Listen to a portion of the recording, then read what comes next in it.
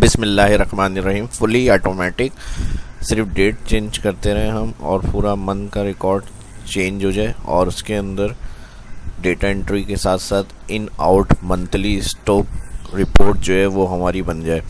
तो ये सब किस तरह से एक्सेल में होगा, कौन से फार्मूले इसमें यूज़ होंगे और ऑप्शन यूज़ होंगे, ये आज की इस क्लास के अंदर मैं बताऊंगा। ऑटोमेटिकली रिपोर्ट बनेगी और उसमें सिर्फ इन आउट डेटा एंट्री करेंगे और उसका डेट फॉर्मेट भी ऑटोमेटिक होगा।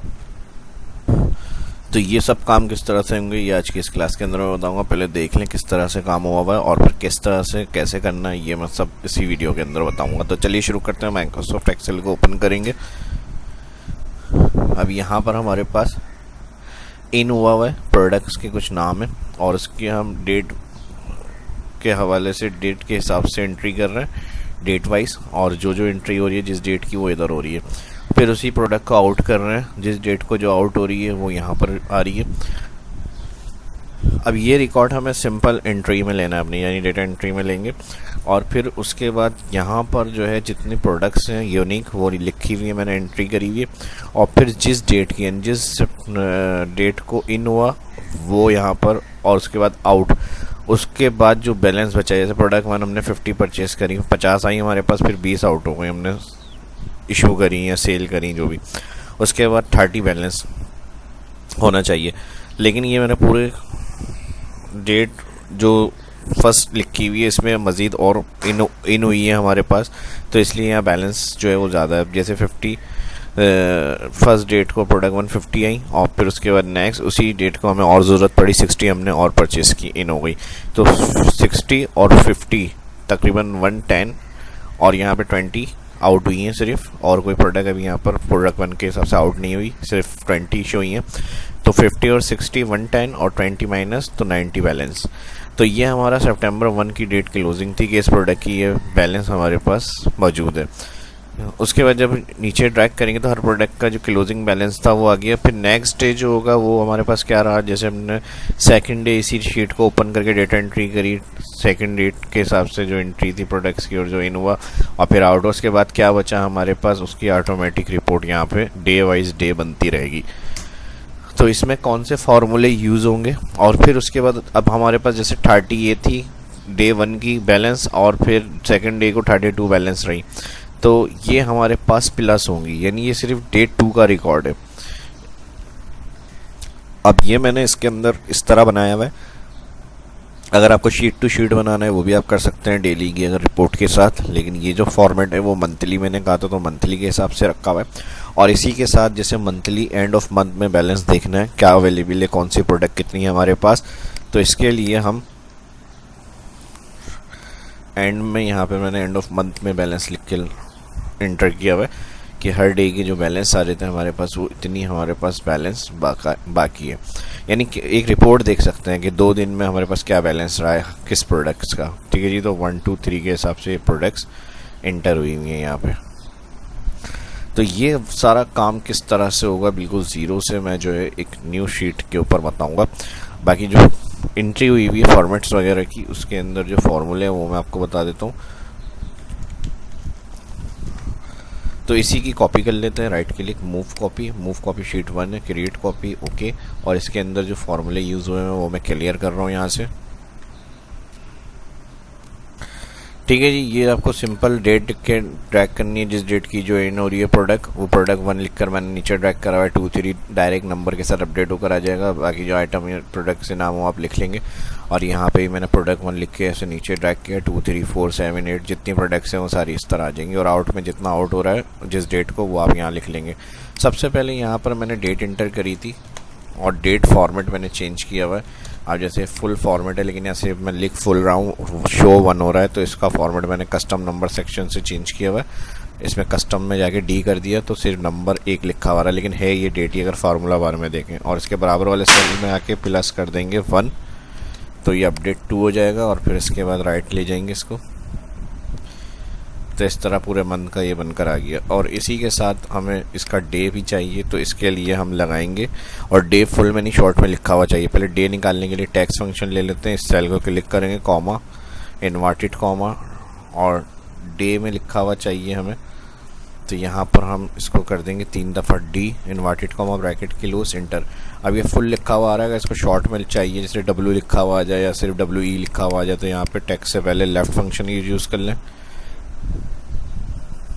और लेफ़्ट फंक्शन को यूज़ करने के बाद कर्सर एंड में ले जाएं जहाँ पर टेक्स्ट का ब्रैकेट क्लोज हो रहा है। फार्मूला बार में देख लें, कलर की वजह से शायद सही नज़र नहीं आ रहा हो। ब्रैकेट क्लोज के बाद यहाँ पर आप कितने करैक्टर चाहिए वो करैक्टर यहाँ डिफाइन कर दें, ब्रैकेट कर दें, लेफ़्ट का क्लोज एंटर। तो पहले जहाँ 2 आ रहे थे 3 आ रहे थे वहाँ 2 हो गए, ठीक है जी। तो इस तरह से इसको भी फिल कर दें। अब सिर्फ ये ऑटोमेटिक इसलिए कहा था मैंने, इसमें डेट चेंज करेंगे तो यहाँ पे डेट चेंज हो जाएगा। अब फॉर्मूला यहाँ आएगा कि जो भी इन आउट क्लोजिंग हो रही है उस हिसाब से बैलेंस आता रहे हर डे का। तो इधर हम लगाएंगे सम इफ्स, सम रेंज। सबसे पहले इन वाला सेक्शन चेक करना है, इन वाले सेक्शन को चेक करने के लिए ऑल कॉलम करेंगे यहाँ पर इन। अब इसमें एक्स्ट्रा भी सिलेक्शन हो सकती है, यानी हम एंट्री करते रहें, डेटा एंट्री का लफ्ज़ मैंने इसलिए यूज़ किया था। तो यहाँ पर जो है ये पूरा एंटायर कॉलम एंड तक सिलेक्ट कर लें, 10 लाख यानी जितनी रो होती हैं, ठीक है जी। F4 करेंगे, वापस ऊपर कर्सर आ जाएगा आपका और कॉमा करेंगे। कॉमा के बाद यहाँ पे क्राइटेरिया 1 में जो प्रोडक्ट्स आ रही हैं ऑल इसको select, control shift down, entire जो होगी ये product column select F4, criteria range 1 comma criteria 1। इसमें क्या है, इस प्रोडक्ट्स को देखना है। अब ये दोनों हमने 1 टाइम F4 करी है, रो कॉलम एब्सोल्यूट किए, और ये वाला जो सेल सेलेक्ट कर रहे हैं, जब हम राइट साइड इस फार्मूले को फिल करेंगे तो ये कॉलम एब्सोल्यूट रहे, तो इसको 3 दफ़ा F4।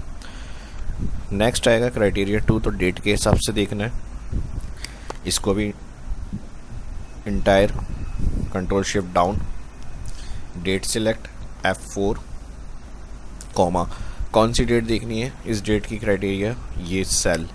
तो इधर 1 नहीं लिखिएगा, ये डेट फॉर्मेट है। इसी तरह जो मैंने स्टेप बताए थे नंबर फॉर्मेट के वो ही आपको लिखना है, वरना आंसर नहीं आएगा, ठीक है। ये शो 1 हो रहा है लेकिन है ये डेट फॉर्मेट।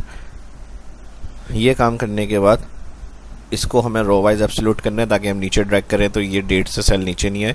तो इसको हम 2 दफ़ा कर देंगे एब्सोल्यूट F4, और यहाँ पर हम कर देंगे ब्रैकेट क्लिक, मुझसे गलत हो गया, दोबारा सेल क्लिक कर लेते हैं, 2 दफ़ा F4 और ब्रैकेट क्लोज एंटर। अभी माइनस नहीं है, ठीक है जी, सिर्फ इसकी इन वाली जो फार्मूले की कंडीशन है वो हमने लगाई है। तो यहाँ पर 1 सितंबर की 50 और फिर 1 सितंबर को प्रोडक्ट 160, तो यहाँ टोटल 110। अब हमें माइनस करना है आउट वाला सेक्शन, तो इधर ही हम कंटिन्यू करेंगे इसी सेल में जो फर्स्ट आ रहा है, इसको फार्मूला बार, इस सेल पर क्लिक करके फार्मूला बार में क्लिक एडिट हो जाएगा, और इसी के साथ यही सेम कंडीशन दे देंगे माइनस के साथ सम इफ, और सारे स्टेप्स सम इफ में जो मैंने इसके लिए बताए थे इन, वही सारे सेक्शन आउट के लिए करेंगे, ठीक है जी। तो यहाँ minus sum if bracket open, all out column select F4 comma criteria 1 all column product select F4 comma criteria 1 क्या है, यही प्रोडक्ट है, कॉलम वाइज एब्सोल्यूट 3 दफ़ा F4 कॉमा। उसके बाद क्राइटेरिया 2 क्या होगा, क्राइटेरिया 2 डेट के हिसाब से देखना है, all column entire control shift down से सिलेक्ट 1 टाइम F4, और कौन सी डेट चेक करनी है यहाँ पर, क्राइटेरिया 2 कॉमा के बाद सिलेक्ट करेंगे जो डेट सेल हमने यहाँ पर सिलेक्ट किया है, और ब्रैकेट कर देंगे। इसको भी रो वाइज एब्सोल्यूट करेंगे पहले, 2 दफ़ा F4 और यहाँ पर ब्रैकेट कर देंगे क्लोज एंटर, ठीक है जी। माइनस हो गया, कंट्रोल Z कर रहा हूँ, पहले 110 था, अब कंट्रोल Y रिपीट 90। ये पूरा कंप्लीट फार्मूला इस तरह से आ जाएगा, और बस सिंपल अब इसको डाउन ड्रैग और राइट जहाँ तक आपने जितने मंथली मैंने स्टॉक इन आउट का कहा था, तो यहाँ से आप इसको राइट तक फिल कर दें, कंट्रोल R राइट के लिए, और एंड के ऊपर जो भी आपकी यहाँ पर रिपोर्ट चेक करनी है उसमें सम लगा के जितना आपका मंथ का यहाँ पे बच रहा है, यानी जिस दिन के हिसाब से जितने बच रहे हैं, तो आप चेक कर सकते हैं कि भाई अभी ये हमारे पास अवेलेबल है स्टॉक में, तो आपको परचेज़ करना है नहीं करना भी आउट करते हैं, तो उसको आप चेक कर सकते हैं इस तरह से। अब जैसे यहाँ पर 3 सितंबर को जो है प्रोडक्ट 4 हमने 50 परचेज़ करी, 3 का परचेस रिकॉर्ड हो गया, और अगर 3 को ही हमने से इशू भी किया है, प्रोडक्ट 4 जो है वो हमने 40 इशू करी है, तो 10 बैलेंस रह गया। सही जी। अब बैलेंस बल्कि यहाँ एंड में देखेंगे तो कितना बैलेंस बचा हुआ है हमारे पास, 25। ठीक है जी। 15 और 10, 25 मैंने इसको यहाँ पर रखा हुआ है इस तरह। अगर आप चाह रहे हैं यहाँ कहीं देखना तो इस तरह से आप वो जो एंड वाला फार्मूला आप इधर भी उसको यूज़ कर सकते हैं। और इसके लिए आप ये कर लें, या तो इसको कॉपी और यहाँ पे मैं कर रहा हूँ पेस्ट, और पेस्ट करने के बाद इसको मैं मर्ज कर लेता हूँ। मर्ज करने के बाद इसी को मैं अपडेट कर रहा हूँ यहाँ से 7, 8 जितनी भी प्रोडक्ट्स होंगी उस हिसाब से, और यहाँ से इसको भी मर्ज कर लेते हैं। और मर्ज करने के बाद इसको भी यहाँ से इस तरह से, तो जो सम फार्मूला हमने एंड में लगाया है वही हम यहाँ पे भी लगा सकते हैं। लेकिन इसमें हमें एक प्रॉब्लम आएगी अगर हम उसको, क्योंकि डेटा हमारा जो है यहाँ पर वर्टिकल है और यहाँ हम हॉरिजॉन्टल चेंज करना चाह रहे हैं और लिंक से चाह रहे हैं, तो ट्रांसपोज फंक्शन अगर यूज़ करेंगे मर्ज में अप्लाई नहीं होगा। तो इसके लिए या तो हमें इक्वल के बाद इस तरह मैनुअल करना पड़ेगा ये काम, ताकि हर प्रोडक्ट की टोटल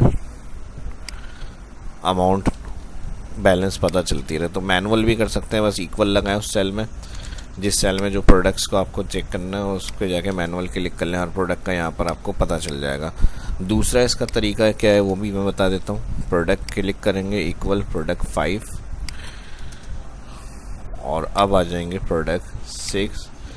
तो इसी तरह 7, 8 आगे कंटिन्यू कर सकते हैं। ठीक है जी। और उसके अलावा उसका क्या तरीका है ये भी बता देता हूँ मैं आपको। इसको भी मर्ज कर लेते हैं, इसको भी मर्ज कर लेते हैं। इक्वल प्रोडक्ट 7 इक्वल प्रोडक्ट 8, और यहाँ पर इसको सिलेक्ट करके सेंटर, इसको भी सेंटर करना। अच्छा, लिंक है तो इस वजह से ये अलाइनमेंट थोड़ी सी मसला कर रही है। इसको फॉन्ट्स वगैरह को हम बड़ा कर लेते हैं यहाँ से। ठीक है जी। अब जो भी यहाँ पर चेंज करेंगे वो हमारे पास एंट्री होती रहेगी। अब जैसे 50 कर दिया मैंने यहाँ पे, तो यहाँ बैलेंस हमारे पास 45 आ गया। Control Z। दूसरा तरीका ये हो सकता है, अगर हम चाह रहे हैं ऑटोमेटिक इक्वल का मसला नहीं है, क्योंकि बहुत ज़्यादा बड़ा डेटा होगा तो फिर प्रॉब्लम होगी, मैनुअल किस तरह से करेंगे। तो यहाँ P1 P2 सिंगल एक सेल में देख लें लिख के 7, 8, और आप यहाँ पर अब ट्रांसपोज अप्लाई कर लें। ट्रांसपोज में क्या होगा, एरे बत पूछेगा आपसे, वर्टिकल डेटा आप ऑल सेलेक्ट कर लें, कंट्रोल शिफ्ट एंटर, इसमें आ जाएगा एक सेल में, और फिर यहाँ पर आप आएंगे ऑल राइट फिल करने के लिए, जहाँ तक एरे अप्लाई करना है F2 कंट्रोल शिफ्ट एंटर, तो ये ऑटोमेटिक हो जाएगा।